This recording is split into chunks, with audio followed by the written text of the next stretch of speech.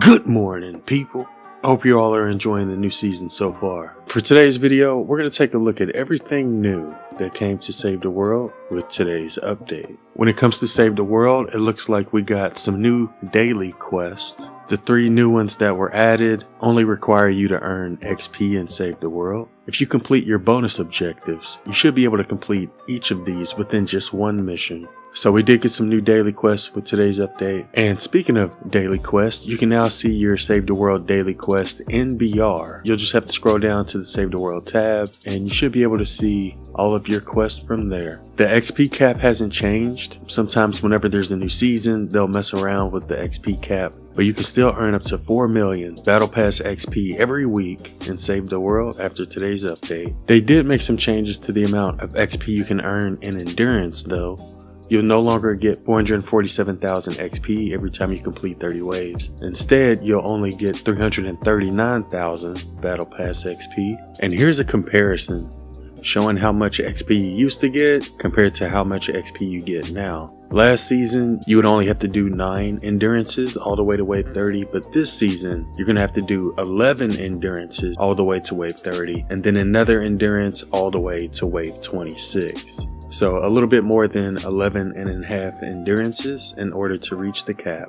But if you're able to reach the cap, you should get at least 50 levels per week by just playing Save the World. So Endurance XP did get nerfed a little bit. If you're wondering the best missions to do to level up quickly, Dungeons is always going to be the best way to get Battle Pass XP and Save the World. To be specific, the Inferno Dungeon and Crypt Dungeons can be completed in under 5 minutes. And the Lab Dungeon can also be completed quickly and gives a lot of XP. If you have your Endurance built, that's probably the easiest way to earn Battle Pass XP and Save the World, because you can pretty much just AFK your Endurance and get a lot of XP that way. And when it comes to regular missions, I would say Ride the Lightning and Retrieve the Data are the best missions, and it doesn't matter which zone you do them in. You can do them in Stonewood, you'll still get the same amount of Battle Pass XP. If y'all want me to go into more detail on how to farm Battle Pass XP and Save the World, let me know in the comments below. But those are pretty much going to be the best missions to do. Looks like they changed some of the visuals for the Mist Titan with today's update. We'll be sure to check that out when we stream on Twitch a little bit later.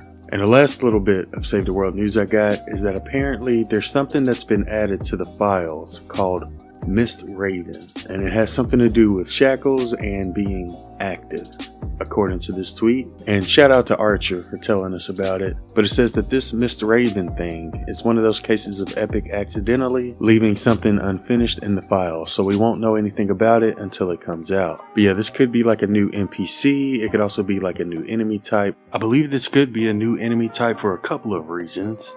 For one, he has Mist in front of his name, like Mist Titan. And for those who don't know, Raven is actually an enemy NPC you have to fight in LEGO Fortnite. So with his name being Mist Raven, I feel like this could potentially be a new enemy.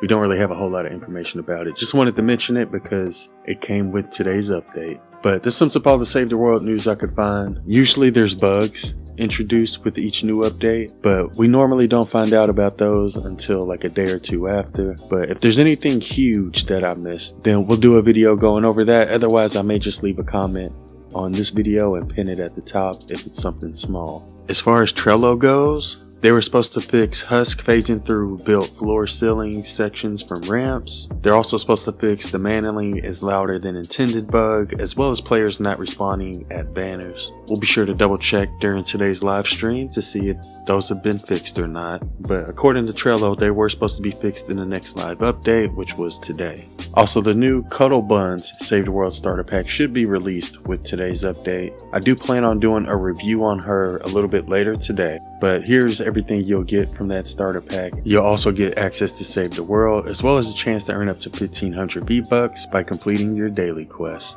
But yeah, that's everything you'll get from the starter pack, and I assume it's going to cost $18.50. Or at least that's how much the last couple of starter packs cost.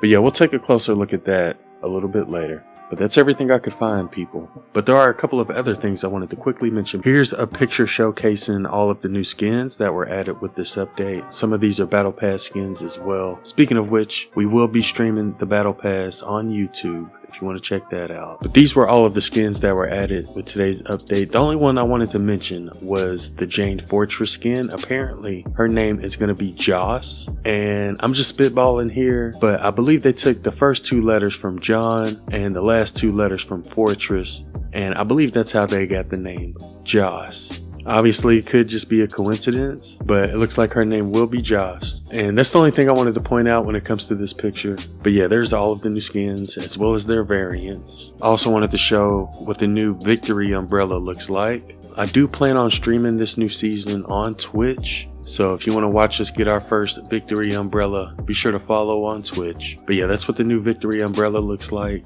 And when it comes to Lego Fortnite, they pretty much just had some quality of life improvements, as well as a lot of bug fixes. I'm not going to waste any time going over them, but I will leave a link to this list in the description if you want to go check it out. We will be reviewing the new Cuddle Buns Save the World Starter Pack later today. And again, as soon as the servers come back up, we're going to take a look at the Battle Pass. Don't forget to use creator code A1 before you get the Battle Pass, or after. It's up to you. Just use the creator code, people. Anyways, I hope y'all have a wonderful day, and thanks for watching.